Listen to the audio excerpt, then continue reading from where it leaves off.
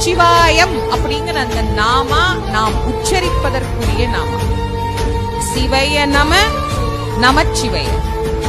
ரெண்டு நாமாவும் வாழ்க்கையில நம்ம மறக்கவே கூடாத நாமா. எப்பெல்லாம் நேரம் இருக்குதோ அப்பெல்லாம் உள்ள நம்ம சொல்லிட்டே இருக்கணும். ரெண்டுத்துக்கும் என்னமா வித்தியாசம்? சிவாய நம என்று சிந்தித்திருந்தேன்.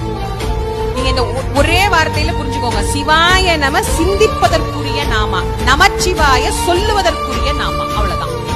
நீங்க மனசுக்குள்ள ஜெபம் பண்ணணும்னா சிவாய நம, வாய் விட்டு சொல்லணும்னா நமச்சிவாய. அத மாணிக்க வாசகர் முதல்ல எழுதிட்டார். நமச்சிவாயவ சத்தமா சொல்லு, சிவாய நமவ மனசுக்குள்ள நினைச்சுக்கோ. அது சிந்திப்பதற்குரியது, இது சொல்லுவதற்குரியது. அதனால சொன்னார் நமச்சிவாய வாழ்க. அது எங்க இருக்கு? திருவடியில தானே கிடைச்சது. ஏன்னா அவருக்கு ஞானமே அங்கதான் கொடுத்தாராம், சுவாமி காலில தான் கொடுத்தாராம். அதனால சொன்னார் நாதன் தாழ்வாள். சிவன் அவன் என் சிந்தையுள் நின்ற அதனால். இதான் ரொம்ப அழகா எழுதுறார். அவன் அருளாலே அவன் தாழ் வணங்கி. எனக்கு என்ன தகுதி இருக்குது?